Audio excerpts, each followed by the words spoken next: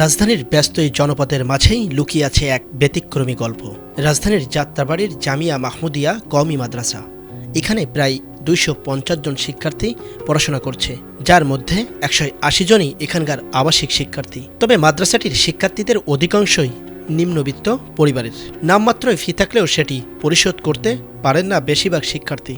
এর মাঝেই হতদরিদ্র ও এতিম শিক্ষার্থীদের পুরো খরচ বহন করছে প্রতিষ্ঠানটি। এগুলো দেখার পিছনে আমাদের মা-বাবার অক্লান্ত পরিশ্রম আছে।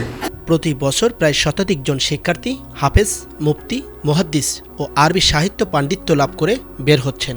আর্থিক টানাপোড়েনের মধ্যেও থেমে নেই চলছে ভাড়াকৃত ভবনে শিক্ষা কার্যক্রম, যে কারণে প্রতি মাসে গুনতে হচ্ছে বড় অঙ্কের টাকা। ফলে বড় ঋণের ভিতরে ঢুকে যাচ্ছে মাদ্রাসাটি। 1977 সালে মৃত ওমর আলী 22 কাঠা জমি দান করেছিলেন, যদিও তার পরিবার ওয়াকফ করেছেন 2024 সালে। কিন্তু নির্মাণের বিশাল ব্যয়ের কারণে এখনও সেখানে সম্পূর্ণ স্থাপনা গড়ে তোলা সম্ভব হয়নি। এখনও ওয়াকফা করছি, আজকে 2 বছর হয়েছে ওয়াকফা করছি।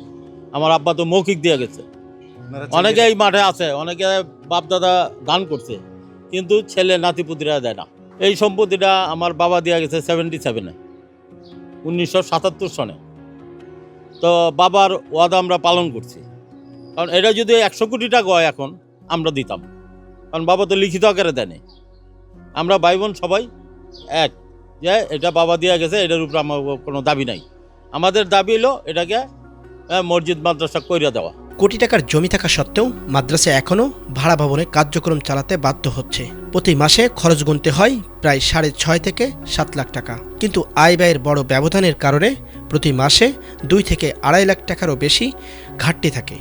ফলে ঋণ করে চালাতে হচ্ছে কার্যক্রম। আপনার যে ক্যাম্পাসটা দেখে আসলেন, এই ক্যাম্পাসটা আল্লাহর মেহেরবানিতে, মহান আল্লাহর অনুগ্রহে এক বান্দা ডোনেশন করেছেন।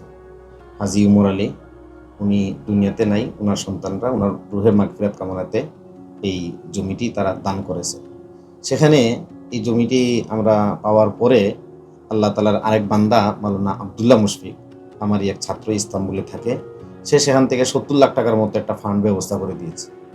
তো এটা বর্তমান এই বিশ্বে, বর্তমান এই বাজারে আমরা যতটুকু আল্লাহ তাআলা তৌফিক দিয়েছেন, এলাকাবাসী আরও সাহায্য সহযোগিতা করেছেন, সব মিলে আমরা 5000 স্কোয়ার ফিটের একটি মসজিদ একতলা এবং প্রায় 1800 স্কোয়ার ফুটের একটি মাদ্রাসা ভবন দুতলা পর্যন্ত আমরা করেছি। আল্লাহ তাআলা তৌফিক দিয়েছেন। এই এতটুকু পর্যন্ত কাজ কমপ্লিট করতে প্রায় 2 কোটি টাকার এখানে টাকার প্রয়োজন হয়েছে। সেখানে আমরা 1 কোটি টাকার মতো আমরা তহবিল ঋণী আছি।